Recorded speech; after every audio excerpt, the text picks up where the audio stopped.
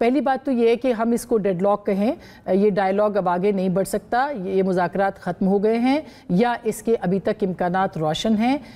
آپ کیا کہیں گے؟ کیونکہ زیادہ بات یہ ہو رہی ہے کہ شاید حکومت سنجیدہ نہیں ہے، شاید پاکستان تحریک انصاف نہیں چاہتی۔ دیکھیں، میں یہ سمجھتا ہوں کہ اگر کوئی ڈیڈ لاک تھا بھی صحیح تو عمران خان صاحب نے جیل میں سے جو یہ احکامات صادر کیے ہیں کہ آپ وہ جو مطالبات ہیں لکھ کے دے دیں، میں یہ سمجھتا ہوں کہ اس کے بعد اب کوئی ایسا بظاہر ڈیڈ لاک نظر نہیں آتا ہے۔ دیکھیں، یہ بار بار گورنمنٹ کہتی رہی کہ یہ اختیار کی نہیں، یہ اقرار کی بات ہے، آپ لوگ ایک دو دفعہ لکھ کے دے چکے ہیں۔ ہم نے کبھی بھی یہ نہیں کہا تھا کہ ہم انکاری ہو گئے اور ہم نہیں لکھ کے دیں گے۔ ہم نے پارٹی کی جو مذاکراتی کمیٹی ہے اس نے مذاکراتی عمل کے دوران دوسری نشست میں جب کہا گیا کہ آپ لکھ کے دیں تو انہیں یہ بڑا واضح کہا کہ ہمیں کوئی اعتراض نہیں ہے، مگر مناسب یہی ہے کہ اگر آپ ہمیں ہمارے قائد سے ہدایات لینے کے حوالے سے، جامع تفصیلی ملاقات کے حوالے سے پہنچ جو ہے وہ انشور کر دیں تو چیزیں ذرا بہتر ہو جائے گی، مثبت ہو جائے گی اور ہمارے لیے چلنا ذرا آسان ہو جائے گا۔ میں یہ سمجھتا ہوں کہ یہ کوئی ایسا ناجائز مطالبہ نہیں تھا اور اس پہ انہوں نے کوئی بہت زیادہ ہمیں آگے سے یہ بھی نہیں کہا کیوں کیسے، انہوں نے کہا جی بالکل ہم اس کو فیسیلیٹیٹ کر دیتے ہیں۔ اس کے بعد بڑے دن انتظار ہم نے کیا اور کیونکہ اسپیکر صاحب کا جو آفس ہے وہ فیسیلیٹیٹ کر رہا ہے اس ساری بات کو between the government and our committee, تو وہاں سے کوئی وہ ملک سے باہر چلے گئے شاید، مگر ان کے دفتر سے جو ہماری مذاکراتی ٹیم کے جو ممبران ہیں جس میں ہمارے ترجمان ہیں، جب انہوں نے بات کی تو کوئی مثبت جواب یا کوئی ایسا کانٹیکٹ اسٹیبلش نہیں ہو سکا، ملاقات نہیں ہو سکی۔ ہم نے تھوڑا سا اس پہ سخت سٹینس لیا پارٹی نے کہ یار یہ تو کوئی طریقہ کار نہیں۔ آپ دیکھیں نا آسما بہن، بات یہ ہے کہ ہم نے دو چیزیں سامنے رکھی ہیں، اسیروں کی رہائی اور جوڈیشل کمیشن۔ اگر یہ گورنمنٹ ایک ملاقات فیسیلیٹیٹ نہیں کر سک رہی ہے، ایک ملاقات انشور نہیں کرا سک رہی ہے جو وہ کمیٹی ہمیں کہہ کے گئی ہے، تو آپ مجھے یہ بتائیں کہ یہ کس طریقے سے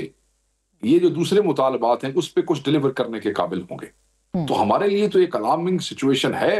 کہ یہ سنجیدگی ہے یا ان کی حیثیت کا ایشو ہے۔ اور آپ کہہ رہے ہیں وہ سنجیدہ، آپ یہ سمجھ رہے ہیں کہ وہ سنجیدہ نہیں ہے اور آپ یہ سمجھ رہے ہیں کہ حکومت صرف ٹائم بائی کر رہی ہے، اس کی وجوہات کیا ہے؟ تعطل کی وجہ کیا یہ بھی ہے کہ جو عمران خان صاحب کا ٹویٹ آیا اور اس کے اوپر جو انہوں نے وزیر اعظم صاحب کو کہا، کچھ نامناسب القابات کہے، کیا آپ کو لگتا ہے وہ وجوہات ہیں کہ جس کی وجہ سے بات چیت آگے نہیں بڑھ پا رہی؟ نہیں، میں نہیں سمجھتا، کیونکہ اگر ان لوگوں کو اس پہ کوئی اتنا ہی غصہ یا کوئی ایسا معاملہ ہوتا تو پھر مذاکرات سے باہر آ جاتے۔ آپ نے رانا ثناء اللہ صاحب کی وہ ساری گفتگو سنی جو انہوں نے پریس کانفرنس میں کی، وہ اتنے سخت قسم کے الفاظ استعمال کرنے کے بعد بھی انہوں نے یہ نہیں کہا، انہوں نے کہا ہمیں لگتا ہے کہ اس زبان کے بعد وہ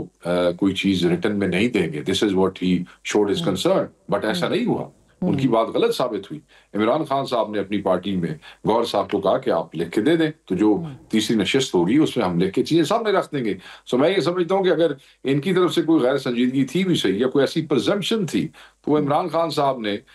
وہ آڑے نہیں آنے دی۔ پہلے بھی یہ شاید یہی سمجھتے تھے کہ مذاکرات کی بات ہوگی اور خان جو ہے وہ نہیں آئے گا، مگر خان نے 26 کے قتال کے بعد جو وزیر اعظم کے آرٹیکل 245 لگانے کی وجہ سے کیا گیا اور ان کے احکامات پہ ہوا، تو اگر وہ نہ ہوتا تو شاید یہ بھی نہ ہوتا، مگر اس کے بعد نفرتوں کے ایسی نفرتیں اور خلش اور خلیج پیدا ہو رہی ہے عوام کی اور اداروں کے درمیان کہ اگر اسے ہم اس وقت بیٹھ کے نہ اس پہ بات کریں، ان ایونٹس کے اوپر بات نہ کریں، تو کل شاید ہم بھی اس کو واپس آ کے اس نفرت کو نہ ختم کر سکیں۔ تو at the end of the day یہ پاکستان تو ہم سب کا ہے، پاکستان کا مستقبل ہمارے لیے سب سے امپورٹنٹ ہے۔ تو میں یہ سمجھتا ہوں کہ اب یہ انہوں نے اندازہ کرنا ہے، اس کا تعین انہوں نے کرنا ہے کہ یہ حیثیت کا ایشو ہے یا نیت کا ایشو ہے، but on the other hand جو پیش رفت کمیٹی کے اندر ہوگی اس کے اوپر ہمیں پتہ لگے گا، کیونکہ ابھی باقاعدہ دور آپ دیکھیں نا جی، پریلیمنری میٹنگ ہوئی، پھر دوسری نشست ہوئی، اس میں ریٹن کا تقاضا کیا گیا، بات تو اب ہوگی، ہم ریٹن دے رہے ہیں، یہ بھی ریٹن دیں گے، اور ہم